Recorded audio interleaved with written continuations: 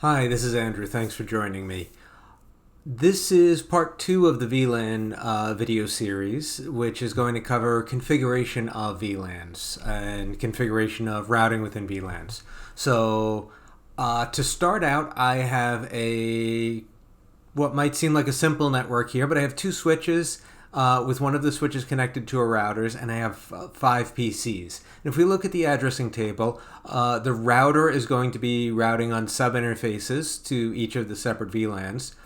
Switch 1 and Switch 2 have VLANs for management, and we'll see down here, and also VLANs for 3 of the PCs, the engineering PCs, and 2 QA PCs. So what we'll have as a result, we will have on VLAN 10, we'll have engineering. That's 3 ports because we have 3 PCs. On Switch 1, it's plugged into 11. On Switch 2, it's 12 and 13. And then VLAN 20 is for QA, and that's on port 21 on Switch 1 and 22 on Switch 2. And then we have a management VLAN, which is actually the switch virtual interfaces on each of the switches. So the idea is to see if we can configure everything and make it all work. Let's give that a try. So I'm going to start with Switch 1. I'm going to go in the easy way and enable and config T, and I'll do a host name just to make sure we have everything. Now, and again, in normal situations, you would do all kinds of configurations here to set passwords and everything else that we might need. Not worrying about any of that right now. All I care about is the basic VLAN focused configuration. So, first thing I will do with Switch 1 is create VLAN 10. And all we have to do that is just say VLAN 10. I'm going to give it a name, and it's going to be ENG. And now we'll move on to VLAN 20. And that is going to be named QA. And then VLAN 30 is management. Oh, we have to put name management. Now let's move on and do the same thing on Switch 2. I'm going to try to be careful about going back and forth just to make sure I'm covering the same thing on both of them. So Switch 2, we have enable Control Shift 6. Enable without a typo. So if you ever get hung up like that, it takes about a minute. You can do Control Shift 6 to get out of that. So config T, and now we're going to run through the same configuration commands. VLAN 10 is name ENG, VLAN 20 name QA, and VLAN 30 name management. Okay, so now we can go back to Switch 1 and let's start doing some configuration in there. Switch 1, first thing we're going to do is actually do our switch virtual interface. So I'll exit out of VLAN configuration. I will go into interface VLAN, and this is 30. It changed state to up, and I'm going to give it an IP address of 192.168.30.11, and that matches the table right here. VLAN 30, 30.11, and then 255.255.255.0, and then we can do a shutdown and exit, and now we want to set an IP default gateway, and that is going to be the 30.1. 192.168.30.1. Now that 30.1 address doesn't exist yet. We're not worried about that. We're pointing it to that, and eventually it will exist and we can configure it. So let's do the comparable setting on switch 2. Interface VLAN 30 and IP address is 192.168.30. This one is 12, 255.255.255.0, and no shutdown and exit. And IP default gateway 192.168.30.1. Okay, so we have switch 1 and switch 2 configured with interfaces. Next thing we're going to do is actually set the interfaces to the VLANs so that engineering is on its own VLAN on both switches. So to do that, since engineering on switch 1, and that's what we're in right now, is plugged into F0/11, we'll go to that interface, F0/11, and we're going to set this to an access port, switch port mode access, and we're going to do switch port access VLAN, and in this case it's 10 because that's the one for engineering. So now we're going to do, we could just switch the interface, but I'm going to exit and do interface F0/22, I believe. Yeah, 21. QA1 is 21. So QA1 is 21. I'm going to do switch port mode access and switch port access VLAN 20. So that's saying I just created VLANs 10 and 20 on this switch, and I'm saying anything plugged into port 11 is on VLAN 10, anything plugged into port 21 is on VLAN 20. So now we'll go, we can go over to switch 2 and do, again, a comparable configuration. Now in this case, we actually have engineering 2 and 3 are plugged into 12 and 13. So instead of going to each one of those ports individually, we're going to go interface, and instead of doing F0/12, we're going to do range F0/12, and then we can do a dash and 13. Now if we had 10 ports to do, we could do 12 to 21.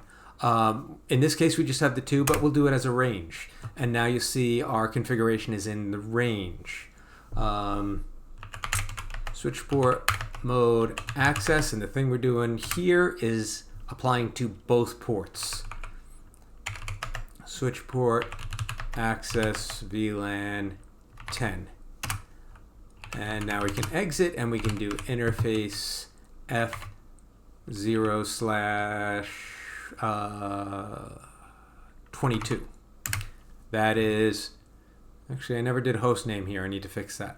So QA, that is the computer that's plugged into QA, the QA2 computer is plugged into 22. So we want to say switch port mode access and switch port access VLAN 20.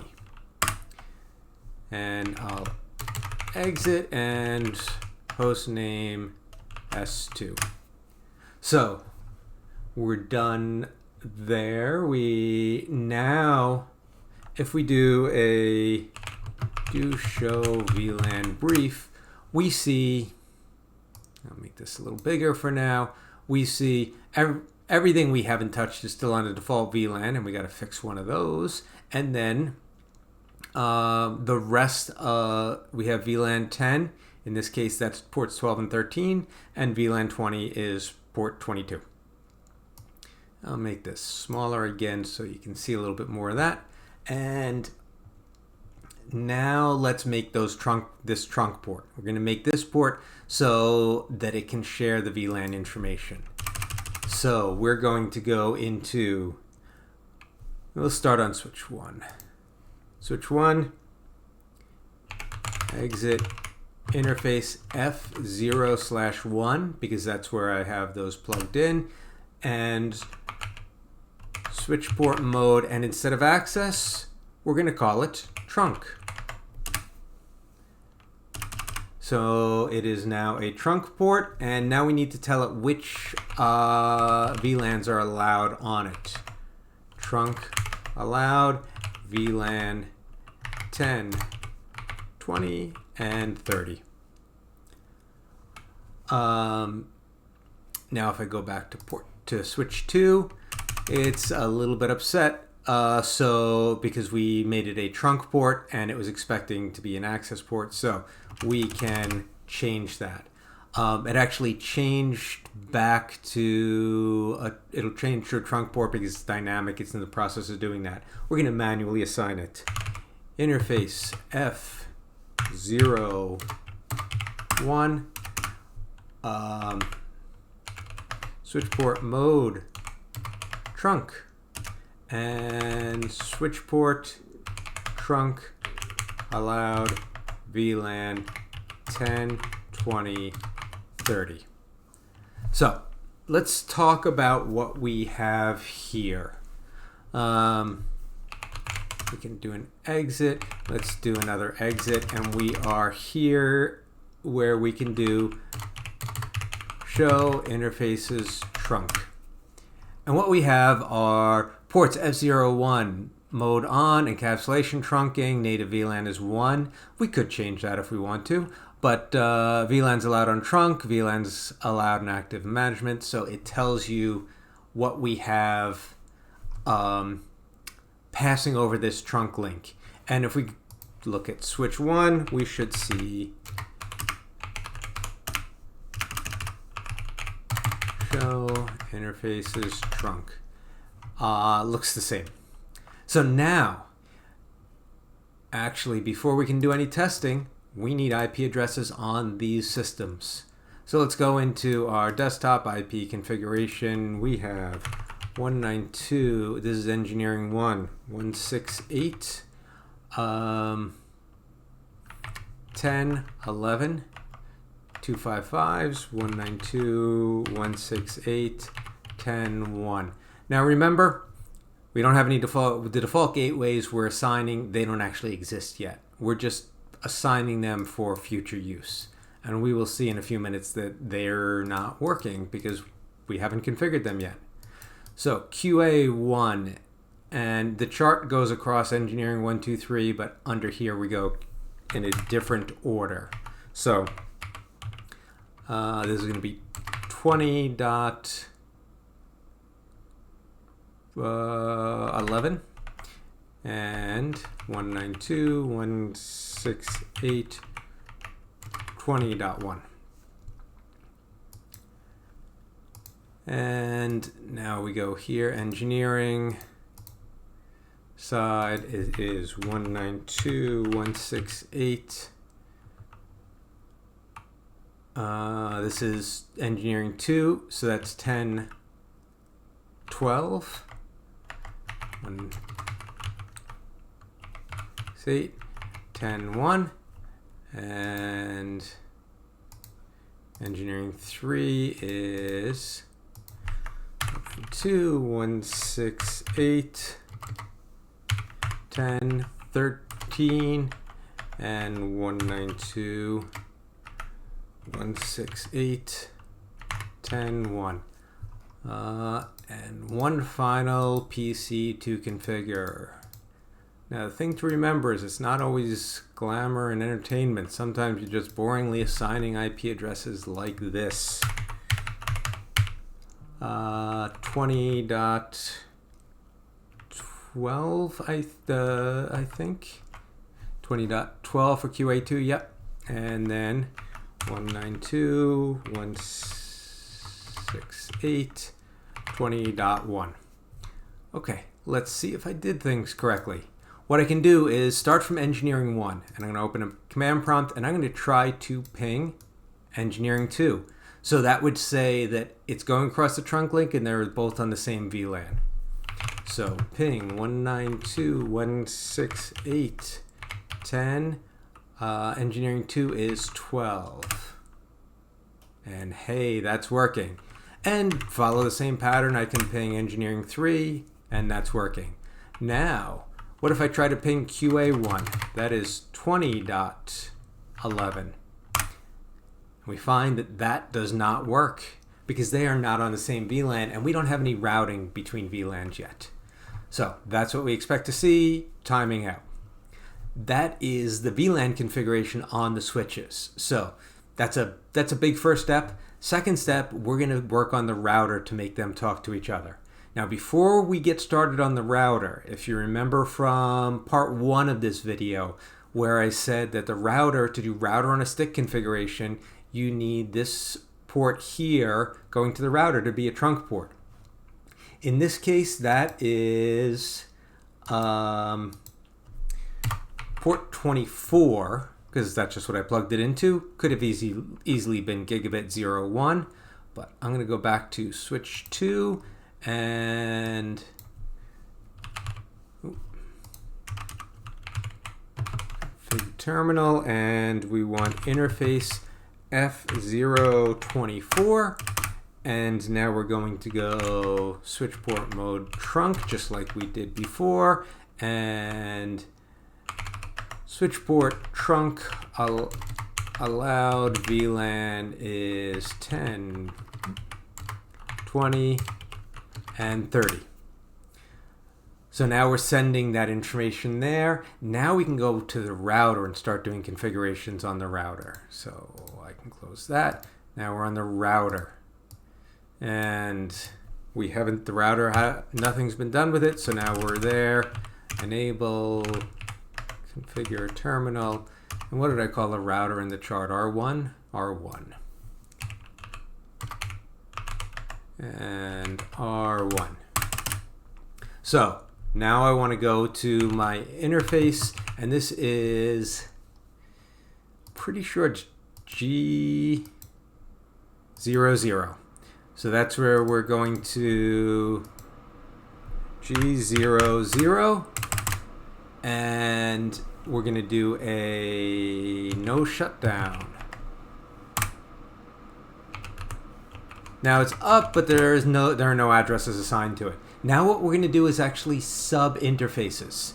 With sub-interfaces on a router, if I do interface G00.10, this is saying anything coming in 00 with a 10 tag, with a 10 VLAN, that's what this interface is for. So we're on a sub-interface, and it shows sub-interface right there. And we're going to do a description, and we're going to call this ENG network. There's no tab complete there. Okay, so, and we're going to say encapsulation is .1Q, and the VLAN that we're actually dealing with is 10. So this does not need to match this, but I can't imagine many situations where you wouldn't want it to, just for consistency. If you're looking at subinterface 0.10, you don't want that to be on VLAN 30. You don't want to have to figure this out. Don't make this any more difficult than it needs to be. So we have .1Q. Now we need an IP address on this interface, and that is 192.168.10.1. That's that address we kept assigning as a default gateway. Now the router has that address. Now we can exit out and go into the next sub-interface. We do interface G00.20, 00.20. We have a new sub-interface. We're going to call this one description QA network.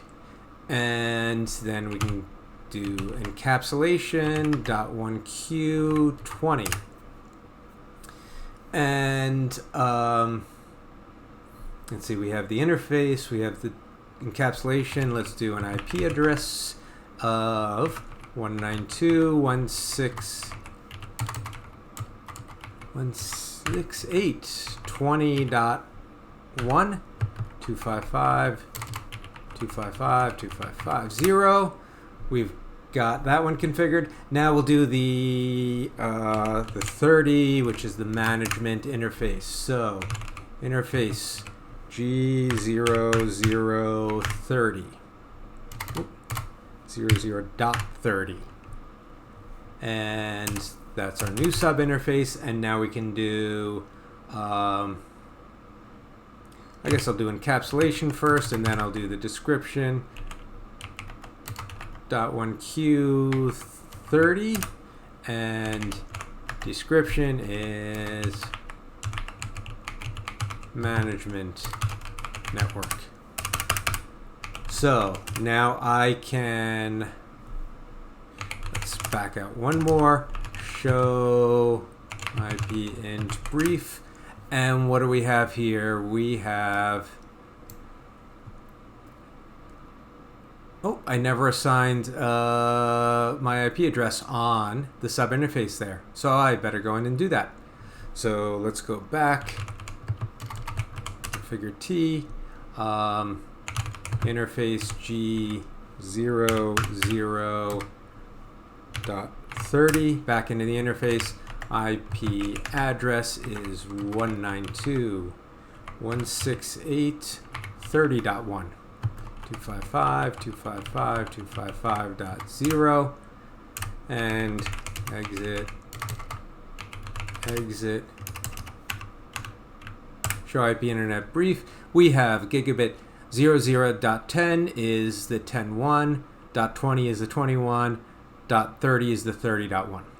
So now if we go back to our engineering PC and a command prompt, and this is the same command prompt we had running before, and if you remember, when we tried to ping QA1, it did not work. Now if I repeat that command, let's give it a second, and now we're getting replies from QA1. Now if we tried to ping QA2, that would be going across the switch. So that is 12. So from here, it's going up on VLAN, it's going here, it goes out to the trunk, it goes to the router, comes back, then goes to QA2. So, and there we go, we had it working. So we can go from any combination of system to any other combination of system, and I should even be able to ping 30.11, which is 30.11 is switch 1's interface, switch virtual interface. There we go. We're getting replies. So in this case, it was actually going to the switch, going across the switch, going to the router, switching to a separate VLAN, and coming back and accessing the management switch virtual interface this way. This doesn't mean it has Telnet enabled. This doesn't mean it has SSH enabled. It just means that it can communicate. So now we have VLANs for engineering and QA. They are separate VLANs. If we wanted to, we could put rules, access control lists in the router to say only traffic from here or only this type of traffic can go across. At the very least, it can isolate broadcasts. It's for whatever reason we want, but we have that configured. So that is the basics of configuring VLANs and router on a stick. Now remember, router on a stick is not quite legacy, but it is for smaller environments. The more common situation you'd run into is a layer 3 switch that would do your routing. So that's all I have for you today. That covers parts 1 and 2 of VLAN concepts, VLAN configuration. Thanks for joining me. Have a good day.